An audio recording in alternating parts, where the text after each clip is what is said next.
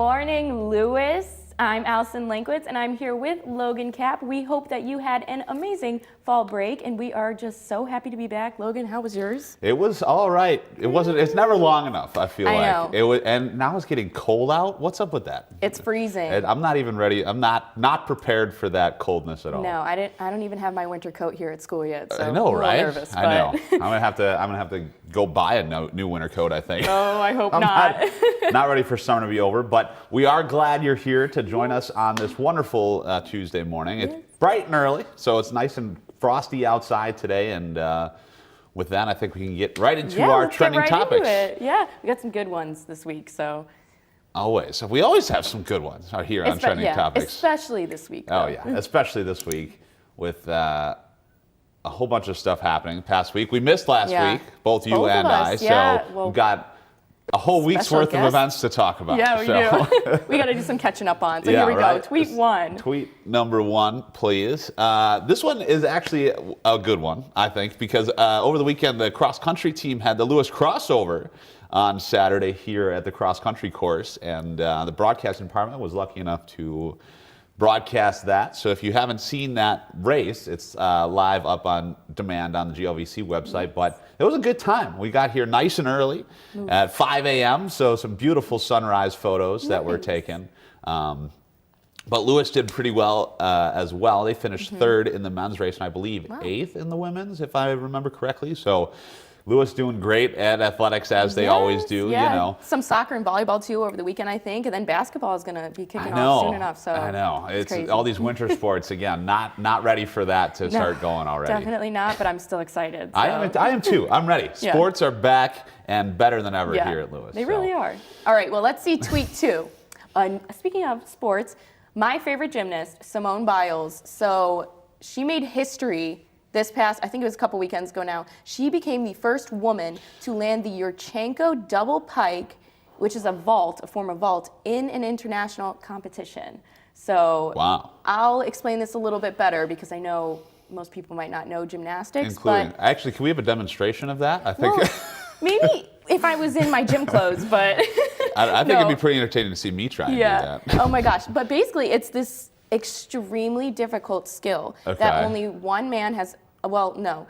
I think it was one man has landed it in an international competition. Oh, okay. But it's been attempted before, but she became the first woman to actually nail it. She landed it. I think she only had like a tenth of a point deduction on like a hop. Oh, wow. So that is like amazing. And she, won the all around, and she took a few months off, I think. Well, Yeah. she got married. So, Wow. But she's going to compete at the upcoming Olympics, and I'm banking on her getting that gold medal. Yeah. Yeah. So the vault, that's that springboard thing where you Yes. run, because I know the Run, horse, yep. it's not an actual horse, but it's like the thing with the handles, and then, but the vault, okay. You jump off of it, and then you got to land. You do like a bunch of flips in the air. So, Yeah, and Simone Biles was the one who was here over the summer, right? She was up in Peoria, I want to say, or Maybe. I didn't know that. like her first return to Oh, gymnastic yes, competition yes. was in Illinois. Okay, I want I to had say no this idea. summer, and so that was pretty Yeah. cool. You didn't get a chance. No, to I go to didn't. that, I did you? didn't even know. No, I But kind of she's I amazing. wanted to, but I don't think I was able to. But You were ready to compete. I was actually. Yeah, I had my leotard and I was ready to go. Oh, I hope not. Alrighty, let's see the next one here. Oh gosh. Speaking of dad jokes, I guess we'll call that a dad joke anyway. What's the difference between a clown and an athletic rabbit? You're not even ready for this. One is a bit funny and the other one is a fit bunny. That's a good one. See, normally It took me a second though. I was like, okay. I send these to our technical director every week, and this one, normally he doesn't laugh because he's kind of a stone-faced gentleman, but he was like, I laughed at this one. And I was like, because this one, all of them are funny, but this one is extra funny. Yeah, so. it is. That's what I said. These ones are special this week. I know, So pat yourself on the back there. Alrighty, let's dad see jokes. our next one. So here we go. This one I got this for you. Okay, 'Cause I know I like you're a big that. hockey guy, but the NHL will have their own version of the NFL Red Zone. So that's Yeah. something that I saw on Instagram. I'm thinking it's true. I don't know if it was verified anywhere, but I know you're a big hockey guy, so how do you feel? Yeah. How do you feel about that? So I think it is. I think it'll be a little bit different than Red Zone because obviously football and hockey are two different sports. Yeah. But I couldn't like the person they chose to graphic this anymore. Your favorite. But I know, Yeah. right? But yeah, I think it'll be interesting. I mean, it'll save me a lot of time flipping back and forth, you Yeah. know, from one game to the next and trying to get all the interesting parts. Mm-hmm. And I think that's kind of where it's heading. Everything, people consume so much content now, Right. where it's like we want to watch all the different games at Yep. one time, you know. And so I think probably at some point that's where all sports are going to go Oh, because yeah, I everyone's agree. attention span is just so low, you know. So. Well, I'm always on my phone while I'm I know. watching Netflix. So. Me too. I'm like, I got to scroll through TikTok mindlessly. Yep. I'm like, huh? Yep. Did something happen? Oh. Exactly. And then I got to rewind. So Yeah. no. I don't know. I think it'll be great though. So I do too. I'm excited. Yeah. But yeah, that was good. I like that graphic. Yeah, you're welcome. All right. I think we have our first TikTok of the day as well. So we can take a look at that. Oh yeah, here's another life hack for you. Yeah. Give you the play-by-play of what's happening. I don't know how familiar you are with a stapler. I'm not. Yeah. Well, apparently I wasn't either because I didn't even know that you could do that. So So you spin it around, Okay. and then you can staple, and it staples it in the reverse direction. I'm still like confused by that one. I I'm know. like, wait a second. I think the stapler is a more diverse tool than I had ever originally thought. Like I knew my mind was like blown when I found out you can unfold it I and feel like staple that- against the wall. It can't be every stapler. Like I've never even. Who's got one? Because I know, right? Well, first of all, I don't even know what the purpose of that would be. Yeah. Like you're like first a regular staple or a reverse staple. So don't- I don't know. Like It looked a little bit bigger. Like I don't know how maybe that would be, but more it did. more pages. But again, I'm just impressed when you unfold it and you can like staple against the wall. Yeah. You know, Well, I'm just impressed by that. After this, we got to find I know. a stapler because I'm just I'm ready to debunk this. I'm just easily amused. I don't Yeah. know. I'm amused by stupid stuff like that. But Well, I found it interesting, but let's see our TikTok number 2.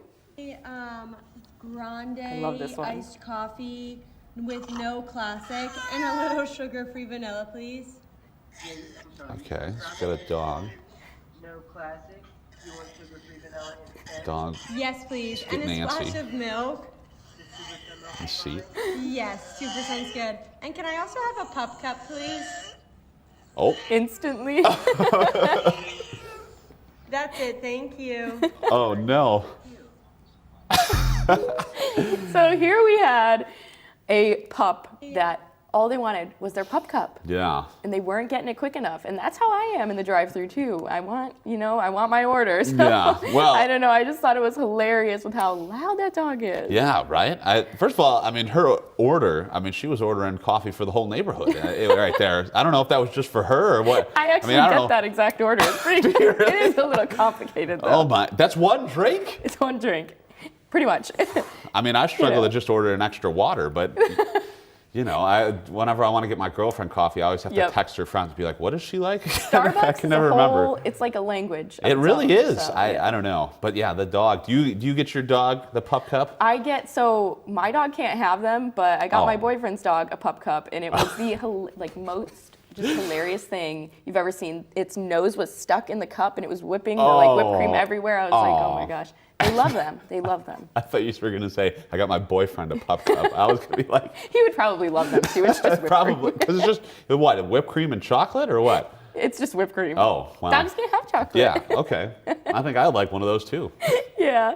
But those were some great stories, and next we've got our TikToks, and next we've got some even more great stories coming up that are going to be sure to brighten your day. Hopefully on this, it's not even that gloomy out. Normally I'd say it's gloomy on Tuesday, It but was a little sunny. it's this nice morning. and sunny. It's cold, but Yeah. it's nice and sunny at least. I And love so the fall we're waking weather, up though. on Yeah. the way here. But yeah, Yeah. so So first up, though, Tuesday is a day to celebrate an especially delicious art form. Oh. It's National Cake Decorating Day. Oh. A dessert dating back centuries is being celebrated with a modern twist. Okay. Decorated cakes carry out the theme for many of life's key celebrations, from birthdays to weddings and beyond. So October 10th is the day to thank your favorite cake decorator, whether it's using icing, butter, cream meringue, or fondant. Cake decorators have many ways to express their edible art. Wow. So Logan, have you ever seen Cake Boss? 'Cause, I have. buddy, That's my girlfriend's favorite I show. love She's that always like, show. "Oh, give me a cake from there. I want one because they ship Carlos them." Bakery, yeah. And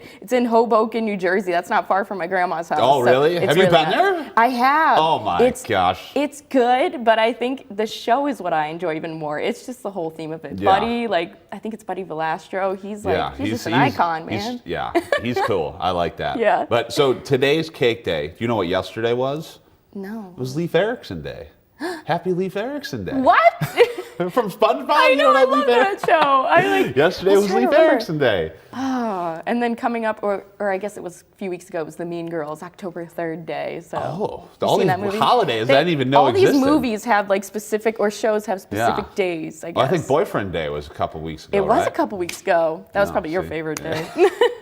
It is. While the bears in Alaska are busy fattening up for their winter hibernation, one in Florida is relaxing on a boat.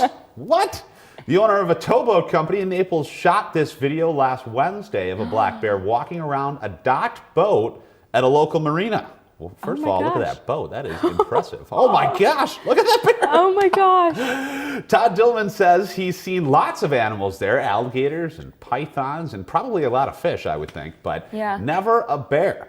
Experts say bears can smell food more than a mile away. It's usually the hunt for an easy meal that brings them into areas inhabited by humans. And I would assume, because bears eat fish, right? So there's got to be a lot of fish in the marina, I would think. I guess so. I can't believe it got that close to like humans. Yeah. I mean, First of all, I don't even know bears lived in Florida. I guess maybe I honestly, yeah, I was thinking maybe. I mess with my my animal biology or whatever that Yeah. science is called. Maybe an alligator, I would have thought, on Yeah. a boat in Yeah. Naples, Florida, but it was having its little Titanic moment up there on the Yeah. rear of the boat. Yeah, like that. Yeah, just like that. Look. Kate Winslet moment, but Yes. Well. Impressive. Did you see that bear? Speaking of bears, that bear in China over the summer No. that people thought was like a dude in a bear I costume. did. I know what you're talking about now. Because that has resurfaced recently. I has. feel like, I did see that they're on still X. claiming that that's a bear. I don't know No. how I feel about There's that. no way. Maybe Yeah. that was actually him. Yeah, and he maybe. Yeah, took a trip maybe. to You know what? Florida. Yeah, I bet that was the same dude in the same the same bear costume.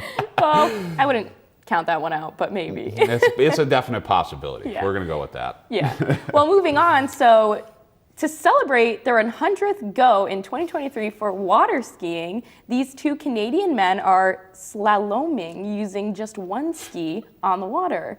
Don Gallagher, age 73, and Douglas Burton, 68, say they have been skiing along with Saga Beach for 20 years. Wow. Yeah, they are proving age is just a number and showing us how it's done on just one ski. Wow. One a retired realtor and the other currently a professor. They hit the waves in the summer and then ski the slopes during the winter. Okay. First of all, slaloming. Slaloming.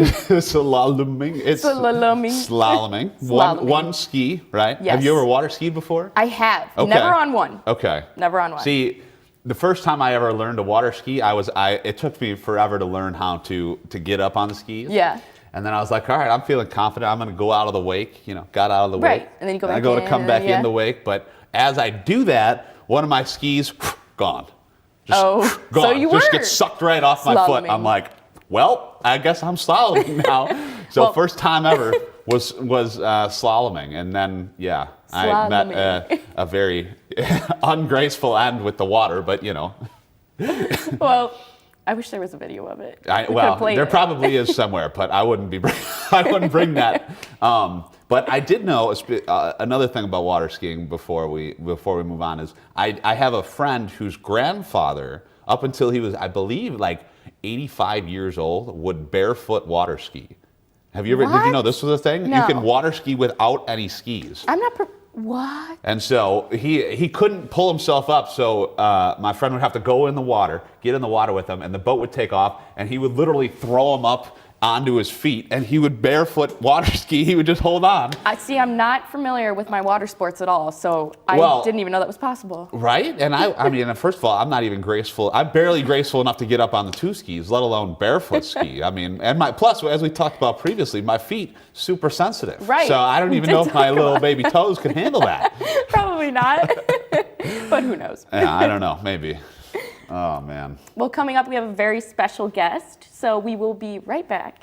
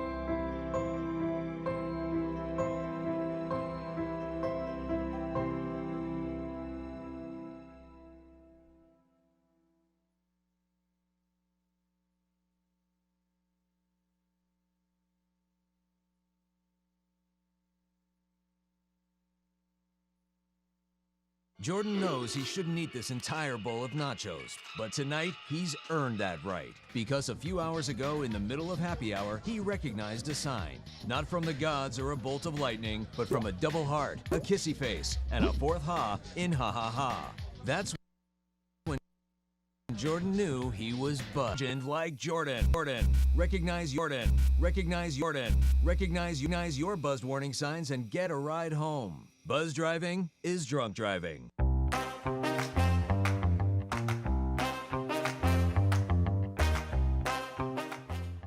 So I am here with Professor Lily Burciaga, the Assistant Professor of Clinical Mental Health Counseling and the Associate Director of the Grow Institute here at Lewis University, which will host a Peace Teach-In next week on October 19th. So welcome, Professor Burciaga, and thank you for joining us this morning. Thank you for having me today. Yeah, of course. So to start, could you tell us a little bit about what the Grow Institute is? Sure. The Grow Institute provides opportunities for dialogue for various different collaborators around issues of social justice, as well as social justice action. Essentially, it provides the opportunity to put forth the vision of Brother Grow, who was really focused on creating understanding around various different religions and perspectives. And we have various different initiatives. Some of those initiatives are around community organizing, restorative justice, and then also eco-justice. Wow, so that sounds like a great institute with some really great initiatives. So the Peace Teach-In coming up next week, could you tell me a little bit about the events that'll be happening? Yes, the Peace Teach-In takes place over 2 days. So that's Wednesday and Thursday, the 18th and 19th. And there are various different sessions taking place during that time. And what's really interesting is that these sessions take an interdisciplinary perspective. So we get to hear from various panelists, just opportunities for dialogue around the intersection of climate justice and health justice. And essentially, it provides the opportunity for us to share more and think about opportunities for us to take action or how we can each play a role. Wow, that's amazing. And I know at the Teach-In there's going to be a special guest speaker. So Leah Thomas, who's actually the author of The Intersectional Environmentalist, How to Dismantle Systems of Oppression to Protect People and the Planet, and she'll speak towards the end, I believe. So could you tell me a bit about Leah and her new book? Yes, well, this last portion that takes place in the evening is part of the Grow Memorial. And as you mentioned, it takes place every year. This is the sixth year that is taking place. And the Grow Memorial includes a combination of different activities. So it'll start off with some lovely flute music, a blessing of the land, and then following Leah Thomas's keynote. After that, there'll be opportunities for book signing, which is pretty cool, I think. Mm-hmm. So a little bit about Leah's book. The book is essentially a call to action for everyone, right? Because it explores the intersection between environmentalism as well as privilege and racism. And what what Leah brings is a unique perspective as being a Black author. And what I really enjoy about her book, or really like about her book, is that she also allows the opportunity for perspectives from other groups, right? For instance, Latino and Asian contributors, as well as queer. And she provides essentially an overview of the field, as well as how it's been historically intersected with issues that or not issues, but actual voices that have been left out. And so how that impacts the poor, how that impacts other groups, who are, or communities, right, who are struggling and more largely impacted by the climate issues. And so it's a key piece essentially is beginning to acknowledge, right, that this is actually happening, that there are certain groups that are more impacted than others, and that unless we work together to really understand how this is happening and take a look at ourselves and how we can change some of the behaviors that have kind of become our usual go-to, then we're not going to be able to save the earth. Right? And so her book essentially just provides that introduction and calls to action. And so the other thing that her book adds are different toolkits. So a lot of other different ideas from various other contributors about what we might be able to do, how we might be able to carry things out, especially as reflected from various different perspectives or disciplines. Got it. And that sounds like a wonderful book with some really great insight and discussion. And I know in your classes you implement some peace circles to also sort of generate that discussion of important topics with your students. So could you tell me a bit about these peace circles and what they are? Yeah, of course. Well, part of the Grow Institute includes that restorative initiative, the restorative justice initiative I mentioned. And so we do trainings, as well as, many of us practice or keep circles within our classrooms, like those of us that are teaching here at Lewis. Part of what we aim to focus on is creating community connection and engagement. Excuse me. Now, peace circles can be used in a number of different ways. It can, and part of that, as you mentioned, is to have difficult dialogue or to just provide opportunities for people to engage in deep listening. So part of how we use them in the classroom is to facilitate difficult conversations. So for instance, like part of what you saw in the video was kind of me sitting with some students, and we use our talking piece to take turns or to have some dialogue. And it's a space that it's meant to create safety, to be egalitarian, so that we are on a level playing field, and it's also value-based, right? So we value being able to connect in a way where we can be empathic and understanding of one another, be respectful, and also hold a foundation where we can have these difficult conversations and feel that those various different perspectives, will be accepted and respected. We also essentially borrow from indigenous practices. And so we know these are practices that have been going on from generations to generations. And so we value them, and we always acknowledge that we are using some of these indigenous practices. And for the classroom, sometimes they are kind of shifted a little bit, just because the focus oftentimes is kind of related to lecture content. But essentially, it is about creating that safe space, and which really kind of ties in with teaching at Lewis. Right. A big piece of teaching at Lewis is about having a safe, respectful space where we can engage in dialogue and what as it relates to what we're learning about. Right. So I'm curious, how often do you use those peace circles, and how have your students responded to them? Well, it depends, right? Because there's certain classes that kind of lend themselves better, to peace circles than others.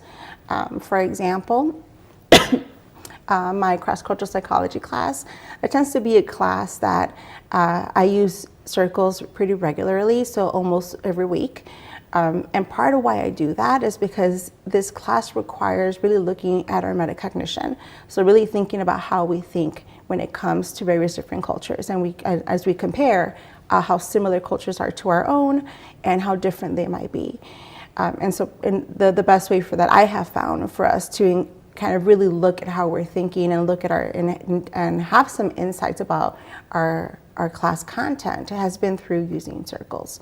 And so being able to engage in discussion really facilitates the opportunity for students to look at stories of themselves, and be able to share those experiences and draw connections or make connections between their own cultures as well as the cultures of others, or their experience, or sometimes even biases, and being able to talk about those connections that they've been making as we've been talking about similarities and differences of cultures. Definitely.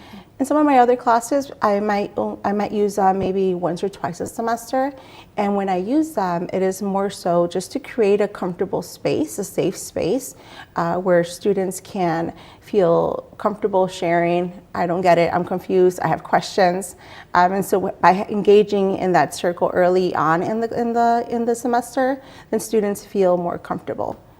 Wow, so those peace circles really sound like a wonderful tool for aiding in discussion and conversation amongst peers. So I thank you for sharing a bit more about them, as well as the Grow Institute's event that's coming up just next week on October 19th. So thank you so much for being here today with us, Professor Thank you. Burciaga, and we'll be right back.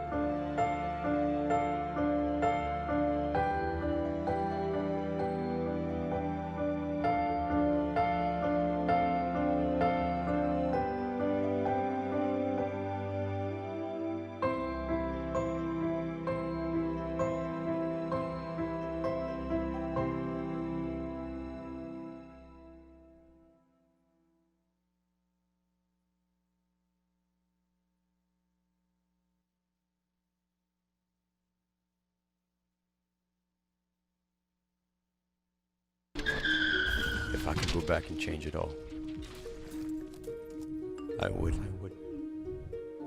I think I'm gonna miss you the most. I'm sorry. I'm so sorry. I'm so sorry. Or maybe it's just the little moments.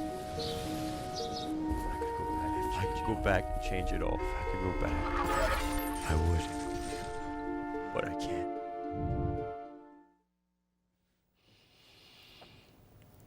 All right, well, that's it for Good Morning Lewis today. Hopefully you enjoyed this episode, and we had fun. I had fun being back. I had a lot of fun being back. It's good to be back.